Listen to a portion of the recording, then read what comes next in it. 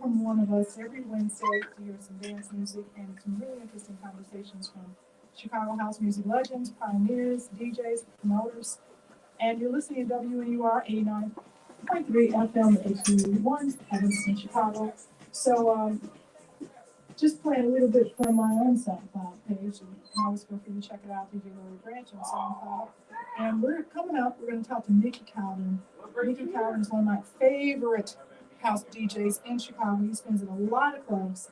The Den One, oh, so many. We'll get into it when he appears. We're going to talk about many things, one of which is the origins of house music. Yes, I know we've had this story before, but this time it's going to be a little bit different. So stay tuned, and we'll be right back.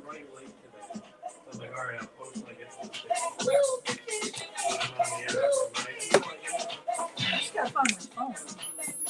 Now, so, real quickly, we do a summer series out at VIP in Country Club Hill, and I know that's definitely a little far from you. I'm going to have you book one of the summer sets, so we'll be out on the patio and Yeah, stuff. that sounds great. I'd love to. Can you move just a little bit to the right, to your right? That's perfect. Thank you so much.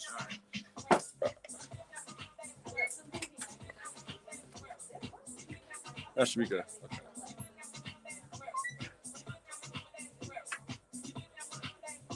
We're recording. We're doing a screen yard, so it's going to be on a different thing. So I'm going to just use my own Facebook. It's on Facebook Live, the Vintage House Show, and Twitter, the Vintage House Show. Go to guests, I don't know, this is not recorded. Do you know how to use this? Okay, This is a new thing right here. I just want something and record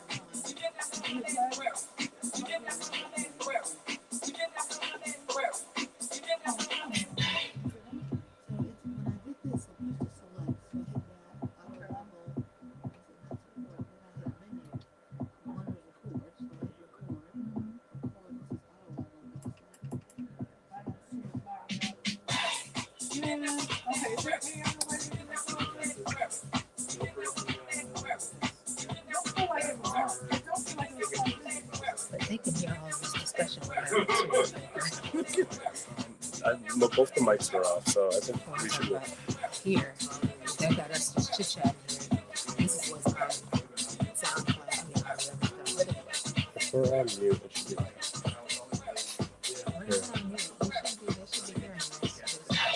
Oh, you walk me. I put it on mute over there, so they wouldn't hear. You have a USB back there, Mickey. You have a USB. Yeah, but it's like all No space. I want to record our session. No. And I usually bring like 4 or 5, and I just forgot.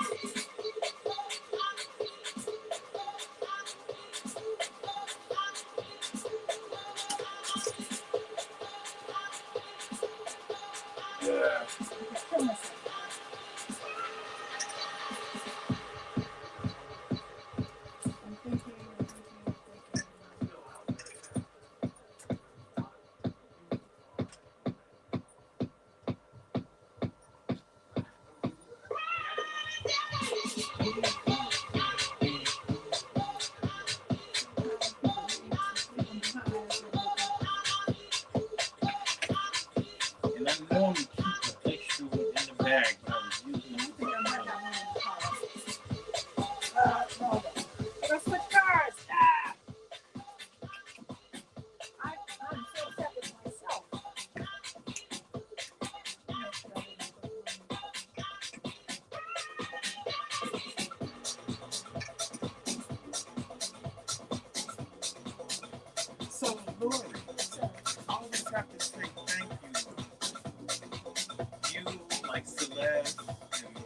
Greg Marcus. I mean, you know, Frankie, Andre. I mean, you guys inspired me to, you know, kind of like be the person DJ that I am. You know what I'm saying? That's so sweet. Well, you inspired me. I appreciate you. This is awesome.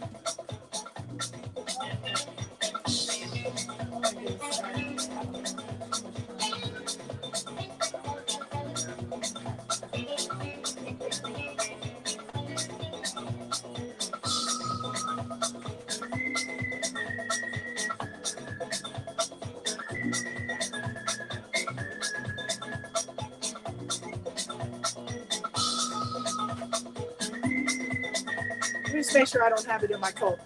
I thought I brought one.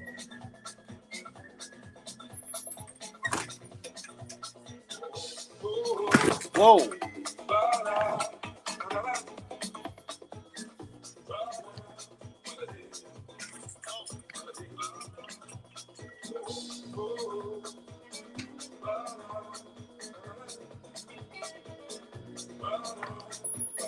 Oh, okay. We're all good. I got you.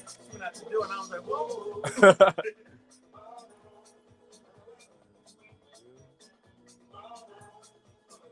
Let's make sure.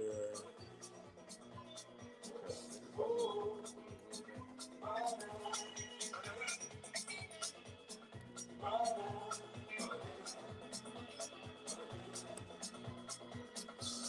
it.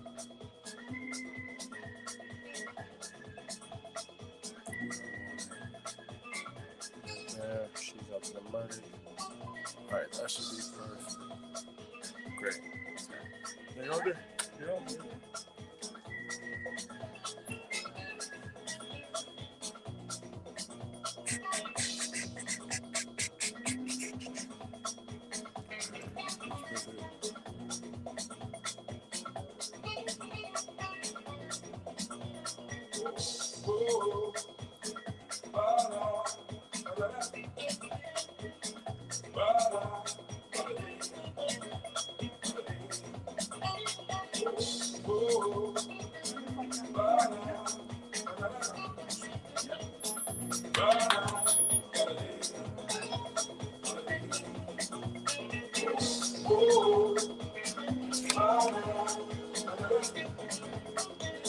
That is perfect.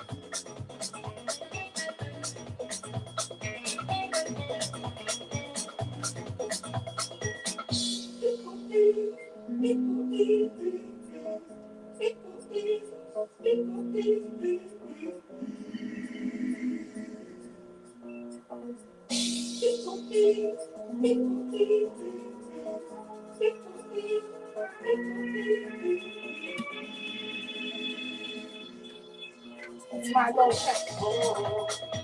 It works though.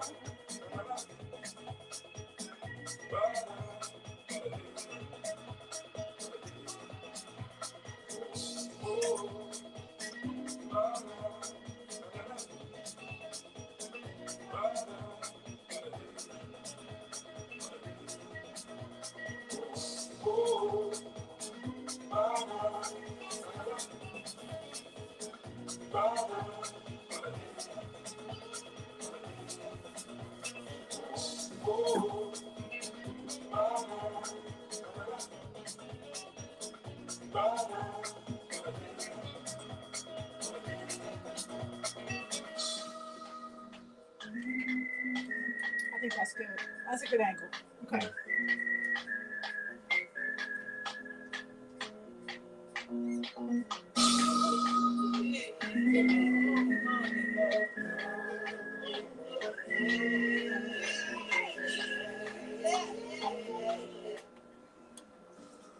Test, test.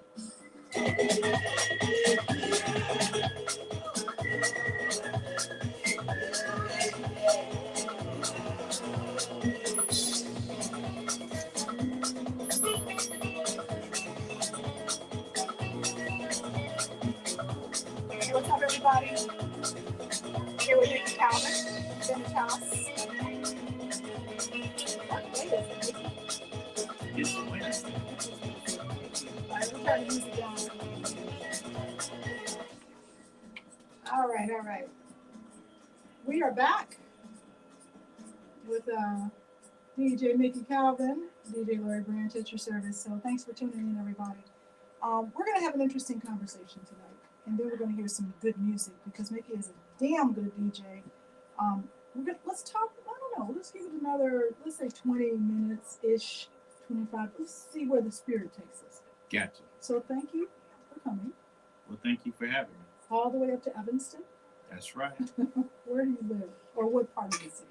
I live in South Suburbs. South suburbs. So this is quite a hike. How long did it take you to get here? Took me an hour and 30. Oh my goodness. I hope I'm worth your time.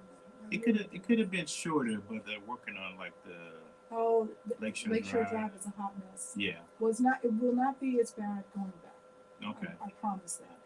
So Mickey comes bearing gifts. I'm wearing this amazing T-shirt. It says "Dope AF," and is that the name of your company? No, the company is called It's House Baby.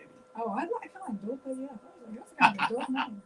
It's House Baby. Yes. Mm-hmm. That was a concept one of my partners did, either Tim or Mason. Okay. Which everybody should know them, but came up with the idea and I loved it, so I kind of incorporated my little thing in there. Mickey Calvin, Dope AF music. I like it. So we can't like promote things, but I do want to say that the T-shirts are the bomb. I've always liked your T-shirts.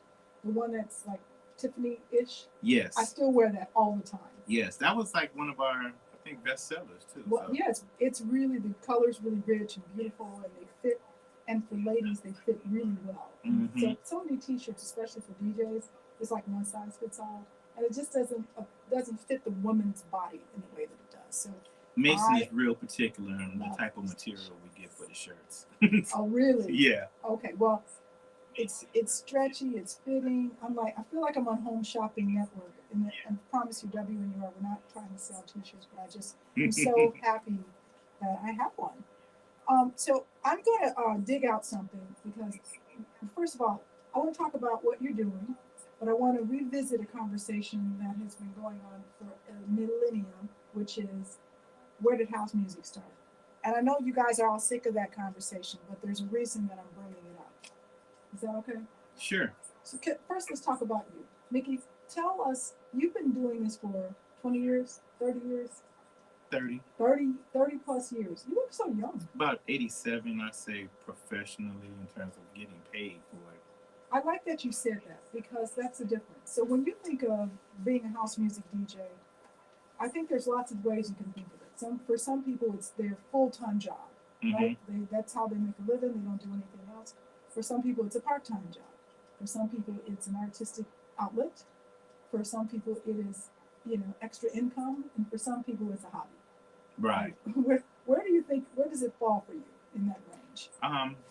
So it's kind of like its own business. Okay. I have, things in terms of production. Yes. I play at kind of various spots right now. Right. I have 3 locations that I play at on a monthly basis. So. And name the locations again. You're the Den. Yeah, I play at VIP, which will be this Friday, with Little John. Me and Little John kind of play it together, but my partners in that as well as Lady Alicia and Renee Sonia. Awesome. And you're playing, you said you played at other spots too. What's the other? So then second Monday of every month I play at the Family Den, which is something I started with my other partner, Donovan. Right. And then I kind of took a side seat where I just do it once a month instead of doing it every Monday. So that's great. Lady Alicia is on the line. You say, you like this view better. Hey. Well, we would like it much better if you were here.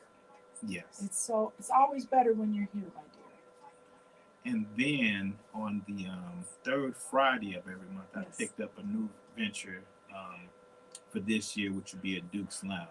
Okay, yeah, And nice. I like that spot too because it's kind of like an intimate spot. You know, Right. So you like to do residencies?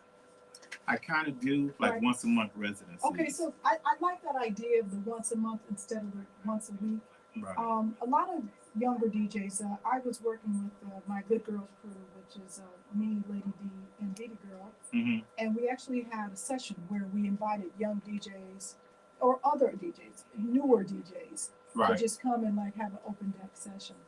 And many of them were like, "Well, how do we get started?" And my advice always is get a residency. Mm-hmm. Like get some place where you can practice in front of people. Right. Whether you're paid or a little or a lot, just get somewhere where you're kind of regular.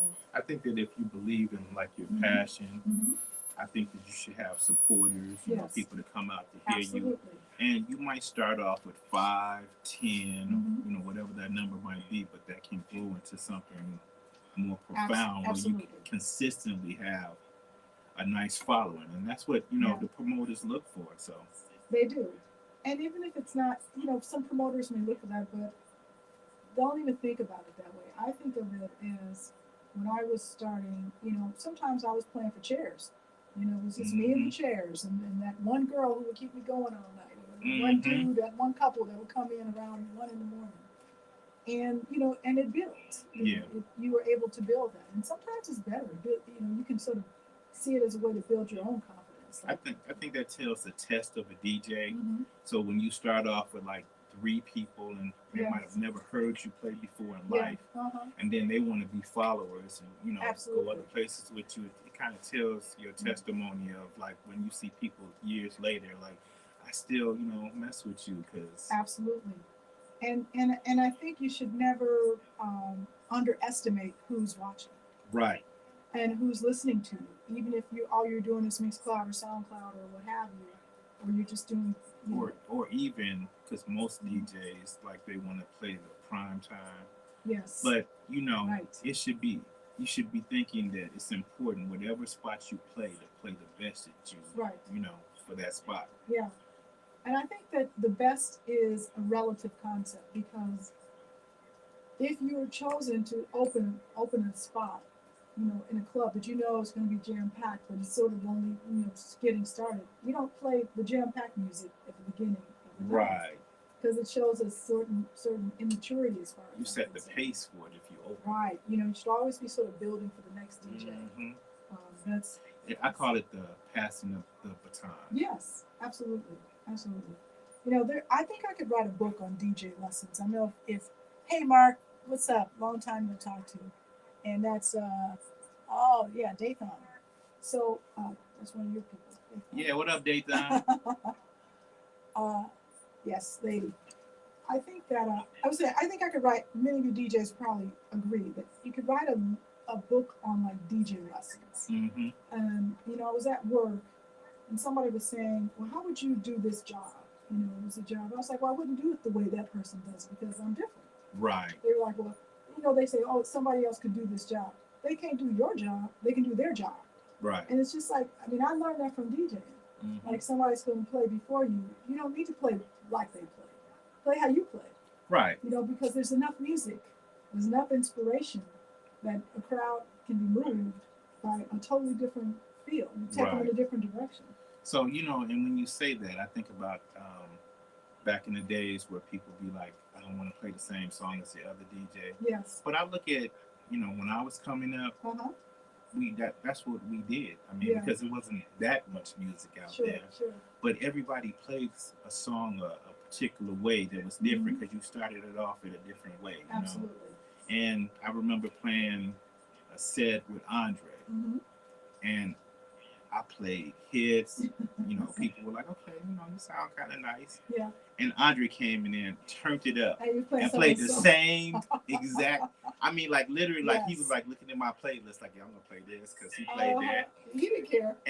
But the way Andre played it was totally different than the way I played it, and he just had the people going. Yeah. Well, definitely DJs have different styles, and Andre's great.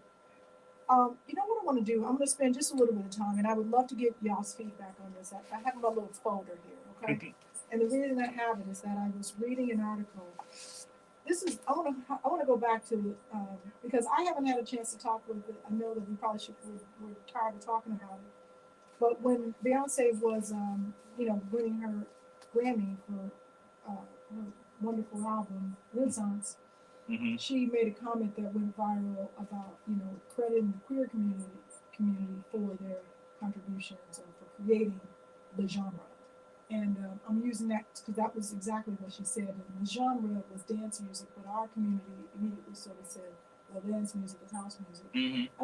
I think she meant it bigger, and I think that, her information is, she was trying to sort of give love in places where typically that doesn't happen. And it lit a firestorm around at least the people that I know. Hey, Louis Green, folks were up in arms saying the queer community didn't have anything to do with house music. And so, well, first of all, she didn't say house music. It was about dance and about, dance music. Right. And it was a big overstatement because music doesn't have a sexual orientation.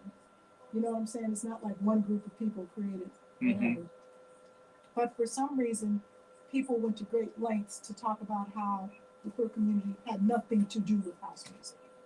Okay. And so that was the part that was sort of, got me talking to my good friends on the phone afterwards, Mm-hmm. debating this, with people whom I love and trust, about why that position is homophobic, and why that position about queer people or gay people, whatever, not having nothing to do with house music, is a homophobic statement. I just wanted to get your take on it. Well, I think that the people that possibly are homophobic Mm-hmm. put that in Mm-hmm. a bad situation. Mm-hmm. So the way that I see it, like I remember thinking like I wasn't old enough to go to the warehouse, the Sure. original warehouse, but I remember my friends' brothers bringing back, Mm-hmm. tapes, and it's like, yeah, this is, and that terminology, house music was there. Right. And they would say this is from the warehouse, but we just say it's house music because, Mm-hmm. So you Chicago that. people shorten everything down. Absolutely. So I remember that statement, and then I guess I can't really get into the battle. I still try to understand who's the first person that made house. Yeah. But I remember a lot of the tracks, like if you look at Chippy, Yeah, absolutely. Steve Silk Hurley, Uh-huh. Marshall Jefferson, they all took them to Frankie. So you have Frankie and Ron playing all the stuff, and then it blew up from there. Absolutely. Well, I appreciate your memory. But I would say this, and I have to coin Steve Hurley's.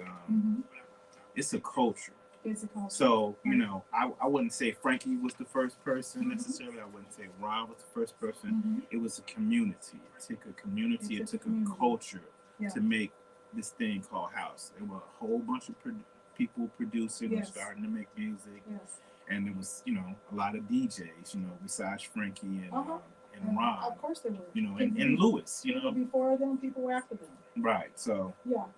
I agree with you, and I like the way you said it. And East Move, who's been on the show, who's he's like our honorary producer behind the scenes. What's up, Mark? I think that he said it well. There's house music canon and there's house music culture, and I like that. But I think that the argument came around the canon, like who were the creators, of this genre. And I agree with you. That's hard to say because to say that. So I don't think that no one intentionally woke up one morning and said, I'm going to make a whole new genre of music. Exactly. It just kind of happened. Thank you. Thank you. I hope you're hearing what he's saying. You cannot wake up and create a genre. Because then you would have to figure out, was it Steve? Was it Marshall Jefferson? Exactly. Was it, you have to figure out which one of them, what date did they gave Frankie the first tape or something like that. The argument is ludicrous to me. And I love you all, I do. But the argument is ludicrous because you cannot make a genre with one record. Right. You have to have a lot of music that somebody says, whether it's a DJ or a producer or somebody is going, wow, they've got like a lot of things that kind of sound similar, they're using similar And you had like vibe. track records, and you had Yes. DJ International And then you have a genre. promoting this sound. You know what I'm Yeah. saying? Well, we had major labels Absolutely. from those standpoints. So If you think the rock and roll artists were like, I'm going to make a genre, and I'm going to call it rock and roll. right, And here's the first rock and roll. No. So if you look up, I did some research. Like, you look at the first rock and roll album, it didn't say it was rock and roll. It's like Rocket 88, or it's something rock, and it was a DJ who, after many of these new songs that came out that were not exactly blues, that was not exactly, bluegrass, that wasn't gospel, but had sort of a combination of all these things, who just sort of coined this phrase while he was DJing, a Right. radio DJ, like, we're gonna rock and roll. Right. And then suddenly, like, you started assigning that label to songs that were similar. Right. But that took a long time. Well, people started mimicking, like, okay, that sounded hot. Exactly. I could do that too. And then other Right. people started producing Exactly. stuff, and then it just went from there. But I will say that, Okay. this argument, I will definitely say that Chicago is the place where house music 100% agree. started from, because even the stuff that was coming out of New York, that was club music. Yeah. And if you even look at the records from like Moving, Yeah. or a lot of the labels there, Yeah. they all had club music. Now, do they call those records club, or do they call them house? Well, they were calling them club in those days. I mean, is that a genre? Like, if you go on Beat Track or Track So- Source, can you say, I want, is it an established genre, like how we call house music? Because I think they probably throw them up under house music now. What they do now, Yes. but in that time period, they were more so like doing it as like club stuff, and Yes, amen. and then because I was thinking, I would think that when I was buying stuff, I was like, I gotta go get this club music, Okay, and there was a certain sound that Yeah. that you were getting from New York that was different. compared different than Chicago. Of course. And we appreciated the sounds that Yeah. they were making, because Yeah. there was a lot of great things that came out of New York, Uh-huh. But But it's different. and they had more instrumentation where we started using more of this, like synthesized stuff Yeah. in terms of the 909 and 808. Ours was definitely more stripped down, a Right. little bit more bare. And then they start coming later with that sound. If you think about the Basement Boys and stuff. Absolutely. Like that. So here's what I pulled out of my little folder, y'all. There's a great article. Many of you have seen it before, and it was written in Red Bull Academy. This came out in 2016, but it's about imports, etc. I'll just show you my paperwork. Imports, etc. And it's about the record store that popularized house music. Stacy. And Stacy, who's Stacy? Stacy used to work there. He was a. Oh, Stacy, yeah.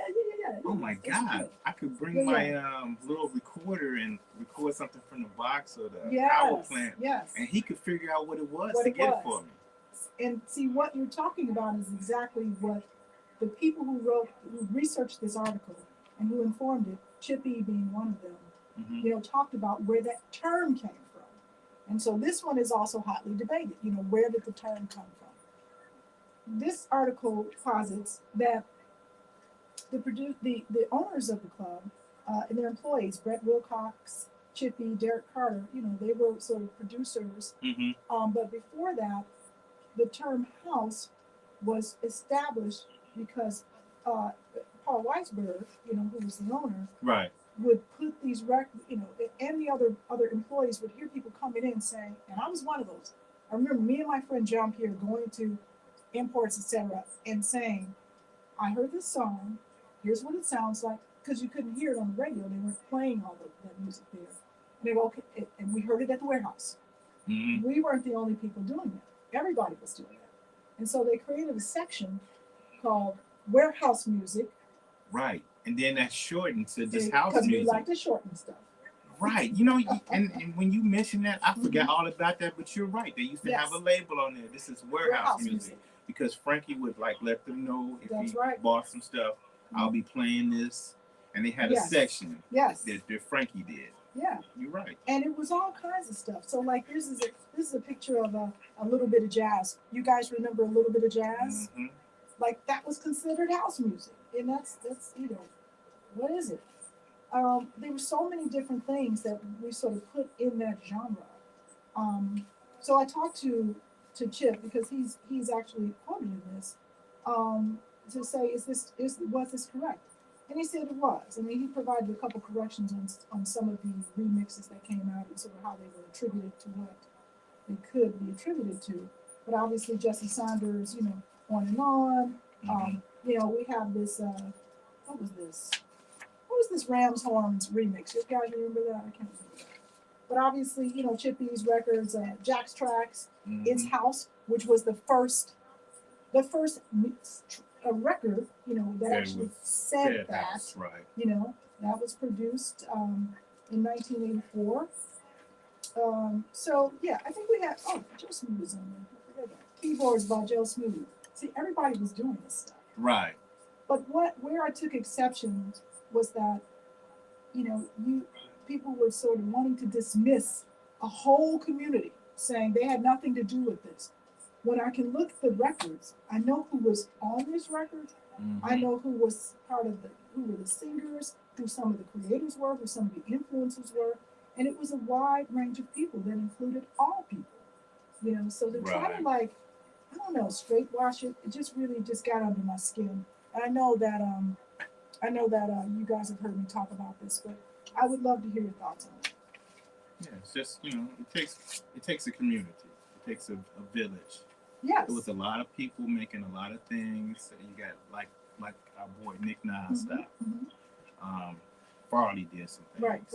Everybody was producing it. I mean, that was kind of like the next level for them to.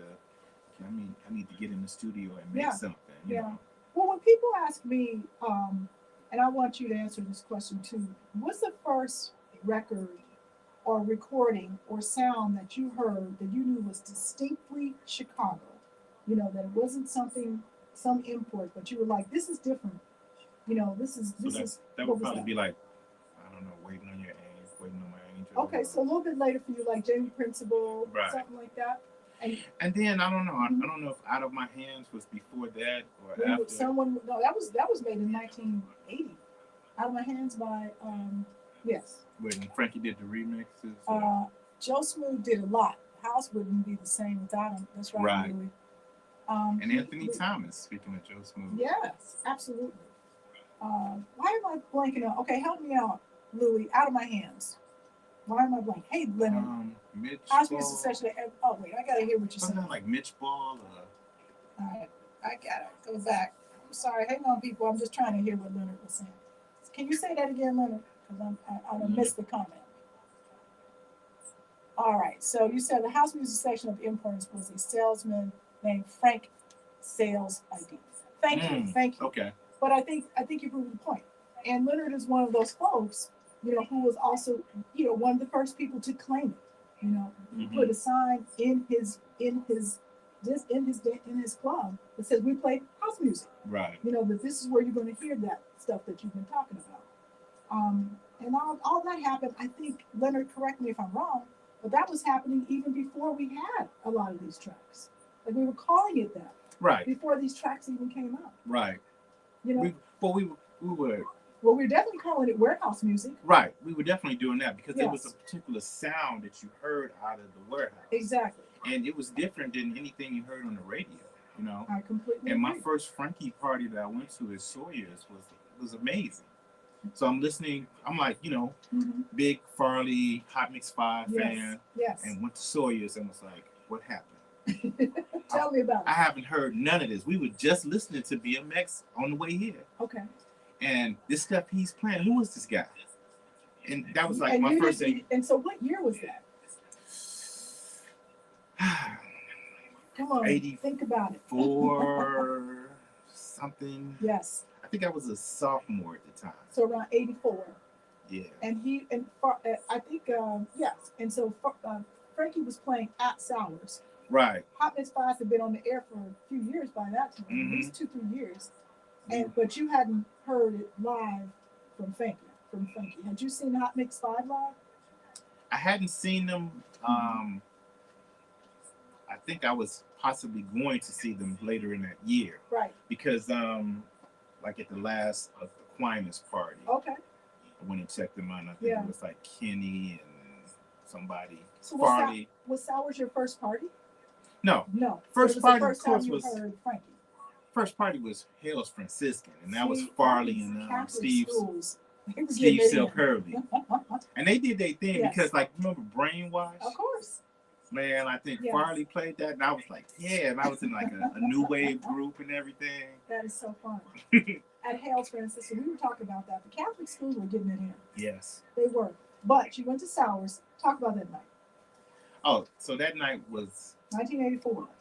I think, that night was amazing. Yes. So everything that was played, I can tell you, Double Cross Mhm. was played. Okay.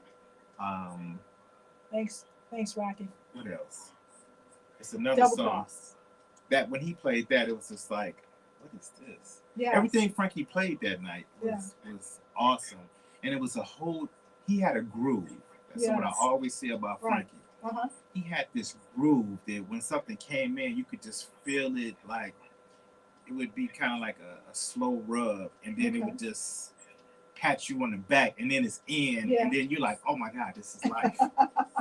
And he was Are y'all tremendous catching at this? building a party. Omni. Thank you, Charles. Omni did Out of My Hands. Okay. Now, Charles, I have a question for you. Was that house music? Nikki, was that house music? Out of My Well, Hands? I would Some say it people would say go into yes. that whole. It was on the warehouse wall because it was Right. something that Frankie was playing. Okay, so Out of My Hands was in the house music section of Let's say imports. warehouse music section. Okay, so when did they shorten it to house music? I don't know. I guess somebody got tired of writing warehouse on the plaque and it was just like, I'm just gonna put house. Yes, They'll get it. yes. So, Leonard, you may disagree with this, but it was confirmed by Brett Wilcox, who's still around. If y'all know him, tell him we need him to come to the show.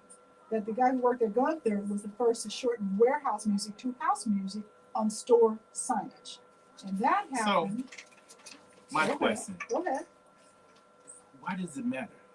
Okay, why does it matter, people?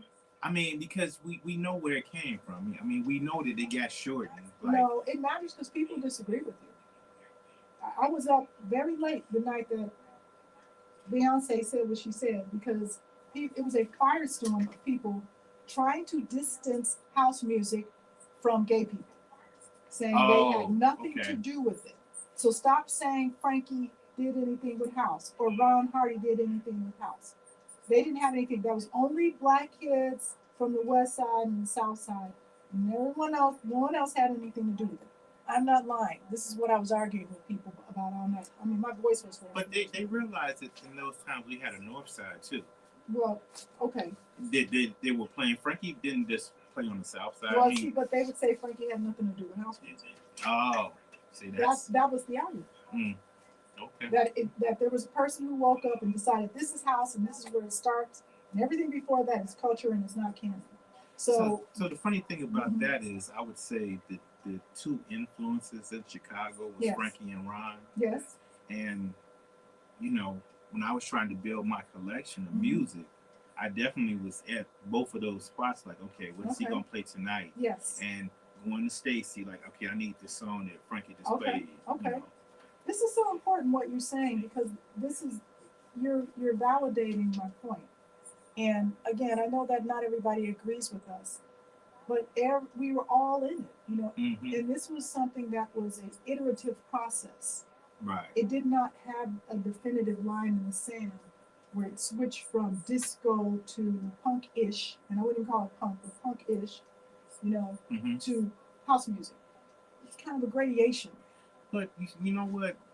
So I feel like when we have the labeling thing, Yes. kind of bothers me because like now how you're playing soulful or you're playing this. Yeah. It's like these giant I agree. genres that we have to go to. But I feel like back in the '80s, and Yeah. we just played just good played music, what you wanted to play. and it could. Right. So if you went to Medusa's, you can hear Mhm. some punk rock, you can hear some. Yeah, You just heard good music, exactly. and that was in your repertoire. Why don't we do that now? Because I mean, I feel like now, if you go to any club that's playing house music, you're going to hear everything is between 120 and 130 beats per minute. No one deviates. right. So because what you're describing is a little bit more of an open format where people took some chances. And Mhm. you throw on a Laurie Anderson Well, or Police or I feel like something like that. because I've heard Frankie talk about this, and I Mhm. feel like that the audience Yeah. grew up, Okay. but they still wanted to hear the same. They still want to be in that particular era. Of their life. Right. Okay. So back when I used to go to Mendel, Mm-hmm. or when I used to go to Sours, and when Right. I used to go to CODs or whatever Okay. era, they remember having the greatest party of their life. Right. And then people started having kids, they got You married, don't go out every and week. then kids grew up, everything Yeah. like that. Okay, I can go out now and hang out. I want to hear. I What want I you heard to. back 20 years ago. I want you to take the pause button off and go back to that era. Yes. And there's so Yes. much good music out Yeah. there. Yeah. And I would listen to Frankie say that you guys want me to play Mm-hmm. new music. Mm-hmm. Well, I play new music. That's what I was playing in the 70s Yes. That, and in the 80s That and was in the new 90s. then. I was playing new music. That's right. If you think about when Harold Melvin and the Blue Notes was made, yes. I was playing it when it first came out. That's right. So now there's new music out. That's right. And I'm a new music player. That's right. And I'll touch a classic or two like that because, I still like to provide good music. But I'm not going to play old music all the night. whole night. Right. That makes no sense. Yeah, but what he did do that I think is different now, not just Frankie, but all the DJs, we all did it. You did it, I did it, many of our friends did it, is they would play different types of music.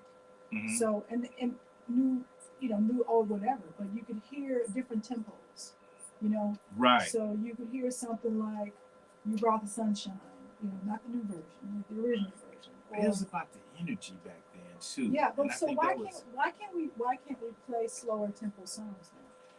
Well, because Nobody wants to hear those. Yeah, that's a hard question to answer. Mm-hmm. Because I guess because you come in, I think of it like this. Yes. So it depends on when you come into a set. Yes. So there are not a lot of seasoned DJs opening. Well, yeah. So, like, let's say when I played at Red Dog, yeah, I played before Lil Jon. Okay. So I kind of was just opening so DJ. You could warm it up and play I could warm it up and still play good music. Absolutely. Where people paid attention. Like, who is this guy playing? Right. But I wasn't playing, I left stuff for Lil Jon, like, okay, this needs to be played at this time, and this needs to be played at this time. Right. Nobody's here. Right. You know what I'm saying? I get it. And, we were more selective of how we created our crates. But I think that we knew our tempos as well. Why is that not happening now is my question. Hey, DJ Emmanuel. So, see, now this is where I'm going to get in trouble. Okay, he's about to get in trouble, so pay attention. So, I feel like technology? In a sense. Okay. Well, I feel like the real thing is I had people tutoring me. Yes. And it wasn't like they were trying to do that, but it just happened. Okay. Because I think that the record store was, for one, it built camaraderie, it built relationships. It established you to see a Frankie Knuckles or a guy that just started yesterday like you did. Yes. Plus, it allowed you to build and know your music. So we had community that we don't have anymore. Right.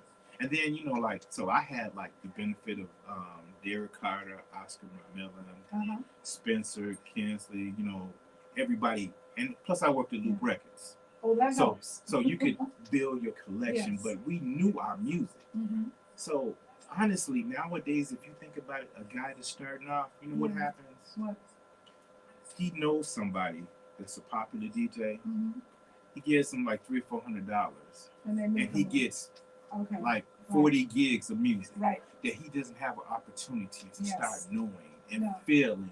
And then experimenting with it. Then he can get on Facebook and promote that, hey, I'm a DJ now. So he can change his name from whatever to DJ. And he can build a following of people that have never heard him play. Right. So you have to have that experience. You have to grow up under people. Right. I was in a DJ group when I first started. And, they didn't let me get out on the scene before I was ready. Like, okay, you sound good at here, but, we're going to wait a little bit. And Right. then when you do play your Uh-huh. first set, you're going to be open. That's right. That's right. That's right. So just So get so used you to can that. develop your skills, and then when they hear Uh-huh. you live, it's like, okay, yeah, you know what? Okay. We'll let them play second next time. That's interesting. You know, you could. What was your first gig? So my first gig would have been, was a basement party, Okay. and I guess the group that I was in, Unique Sound Audio, Uh-huh. we did this event, and I don't know whose idea was it to put me on at the time I went on, because I clearly should have went first. Clearly should have went first. That's And I good. think I went on Yes. like close to last, Uh-huh. and that was the worst Yeah. because it didn't sound like the Yeah. bedroom. Yeah. And then like I had a little Gemini mixer. You can't Uh-huh. get through them things. I think that was like the worst mixer to me ever. I remember. But this. you know, Yes. bedroom experience and a party experience is Yeah. two different things. So like you got to know the people. You got to look Absolutely. at reactions. Yeah. What was the first sort of outside of a basement, like a club where there's 100 people or so? So I guess that would bring about my history a little bit. Mm-hmm. So my father was in AA, Okay. and his best friend Mm-hmm. used to play at the spot called Evans Avenue on 71st, right next door to Limbs. It's an Okay. AA Yeah, place yeah, over yeah. there. I know that one. And also, my father was best friends with Anthony Thomas. Okay. So when I started actually playing, I would talk to his friend Paul, like, "Hey, why don't you let me play one day?" And you know how you get that? Okay, sure. You know, it would Yeah, one happen. day like it would never happen. One day happened to be they would have a picnic, Yes. and I got to play. Uh-huh. And so it was like they were about to close it down. He's like, Yeah. "Hey, you can play for 10 minutes." And it ended up going to where the sheriff came, like, "Yeah, y'all got to shut this down Oh, now." that's Because great. it went on for like an hour. Okay. And then I would start doing this thing called the social. So they would have Yeah. an event once a month, Mhm. the Yeah. first, I think, Saturday of every month. And so I would come and play that. What kind of music were you playing? So I was playing disco, going Mhm. into house. So it was all dance music. Okay. Yeah. And it was amazing. And then you remember Charlie Green, the Of course, bus stop the bus songs stop out. guy. So I would mix that, but I would mash it up with like Uh-huh. this jazz Oh, look record at you. that was house. And they would just love it. And Yeah. then I went into a stage where I kind of I'm not playing no more disco. Right. And you know, that's when Frankie started doing like remixes of like Vanessa Williams' Comfort Zone. Yes. And remember the Drizzle Bone mix of the Brand New Heavies. Oh, of course. Of course. No, so Yeah, I that's started good stuff. turning out the steppers on that, and Yes. then going to my house set, Uh-huh. and it was phenomenal. Yeah, so you were doing your own kind of open format. Right. Yeah. I miss it a little bit. Mm-hmm. I miss that, and maybe I'm too chicken to do it myself, but I feel like I want to start integrating more a variety of tempos. You know, I don't know if you guys know what I'm talking about, but there's so much similarity in sound, Mm-hmm. and it takes a trained ear to recognize that it is different. But to an average person, it could just sound like you're playing the same tracks all night. Right. And when was the last time you broke a party down? Like, you know, Yeah. a guy had it at this tempo, and you just stopped Just it stop it. Yeah. and played something You amazing. know what? I'm drawing a line in the sand. From now on, I'm gonna stop it. I'm going to stop it and play something totally different. So That is if definitely a gift you too. see me this summer, you can expect it. Okay, I think you should too. I should too. I agree with you. Break And it play down. something where you play that first song and Yeah. it's so amazing Yes. that everybody's like, What is that? this? Yes. And it doesn't have to be 125. And you know what else we don't do either? What's that? So Frankie, Yes. Ron, people that broke records, Yes. we don't break records. We So don't. if it's something that's fantastic, why is this got to be played that one time? And Yeah. whoever plays it first, then it's shut off. I agree. When it's a great song, Play it 3 nights. Play it 3 times that night. you know, like That's how and you Frankie break would the record. Frankie would Yeah. play something and Yes. at the beginning Uh-huh. you'd be like, okay, that's nice. Then you hear it Yeah, the second yeah. time and you'd be like, okay, I kind of know the Yeah. words. By the third and fourth time, Yeah. it's a sing along. I get it. Listen, this is the way you did it, and especially if you had a party. Some of you guys out there might remember those 9 to 5 parties. It started 9 at night and at 5 in the morning. And if you're a solo DJ, which I was at a couple of clubs, I'm gonna play something. If it's new track, I'm gonna play it somewhere between 9 and 11. I'm gonna play it at peak time around 1, 2, and I'm gonna play it before we go. Man. And next week you're gonna be requesting that song. What was that song? What was that song you played? Yes. Yes, that's how Oh my God. we don't do that anymore. All right, I'm starting to sound like Ghost of Christmas Past, and I don't like that. So let's talk about the future. Okay. And we were supposed to hear DJ. I don't know if we're gonna have time. Oh. Do you want to spin? I can play a couple of songs. You want to play a couple of songs? Yeah. Okay. Well, Mickey's going to play a couple of songs just until the next DJ comes in. But before we do that, I want to once again say, tell me the net. Let's talk about your T-shirts. Okay, so it's House I will Baby. model it. It's House Baby. If you're on Facebook, you can just search It's House Baby. You can also go to my link tree, which I have it on there for the 5015 clothing line that we have. Yes. And you can find the Mickey Calvin Dope AF shirt. Dope AF. You want to get that in your collection, trust and believe. But we have a lot of good other shirts on there as well. You said speak up. They can't hear you. Oh, sorry. So we have a lot of fantastic shirts on 5015 apparel. Yes. Linktree, if you go to Linktree at Mickey Calvin, it'll have the clothing stuff. You can find anything that I do in terms of like Mixcloud, SoundCloud, Facebook, Instagram, and you can have fun. You can find out where all of my parties are going to be at by going to those links as well. Absolutely. And then just to go back and say that I play at VIP in Country Club Hills. VIP. It's going to be every Friday, starting this Friday coming up. And I'm going to play with him 1 week. That's right. Then on second Monday, I do the Family Den. And that's a great thing. I do the second Monday, but Little John does the first Monday. DJ Alicia does the third Monday. And Steve Mickey Maestro does the fourth. That's what's up. So I can't wait to join you this summer at some point out in Country Club Hills. Yes. I will be there. I got a thing coming up, a few things. This is going to be a really busy summer, you guys. So I want to see everybody out there wearing some Mickey gear. And let's make it fun. I'll be hanging out with my chosen few brothers on May 20th. Me and DJ Alicia. Okay. We're going to tag team. She with Alan and me with Wayne. Oh. So we're tag teaming at the Loft May 20th. I cannot wait. That's going to be a lot of fun. I got a few other things coming up too. It's getting busy already. Now, when are you doing a summer dance? I want to do one of those. I'm doing. Hey, thank you for asking. I'm going to do the summer dance in late August. Okay. I think the date is August 26th. So those are going to be a lot of fun. So make sure you come out. Make sure you bring your families. We have so many things that are happening this summer. I'm just resting up, like getting ready.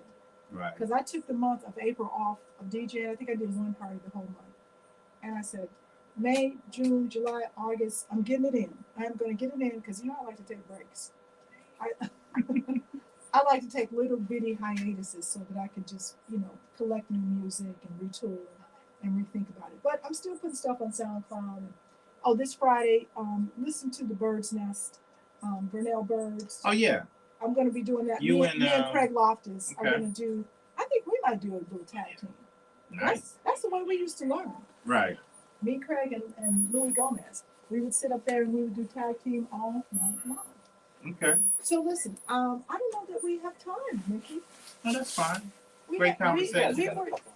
We were chit-chatting so much that I think we're going to have to end it here. So before we go, I want to say thank you all for watching. I'm so glad to be able to continue to host this show. I'm going to do it once a month. This summer, maybe a little bit more often. But there's a lot of things coming up. So just check us out. Please go check out Mickey's store. Can't advertise on this show, so just get in touch with him. He'll tell you all Just about hit my link tree at Mickey Calvin. And yes. It'll take you to everything that's happening. And then I got a lot of events coming up, so you want to follow my Facebook, Instagram. A lot of summer activities happening for me. That's right. Daryl, I'm going to see you Friday. That is awesome. Okay. Tony, Sundance, Evan, Thank you. When you're coming on the show, we'll talk about that later. But we're going to say goodnight to you as we bring back up some music. I'm going to try to find it. I can't find the music. Okay. What happened to our music? There it is. All right. Thanks, guys. Have a great night. Bye. Thank you.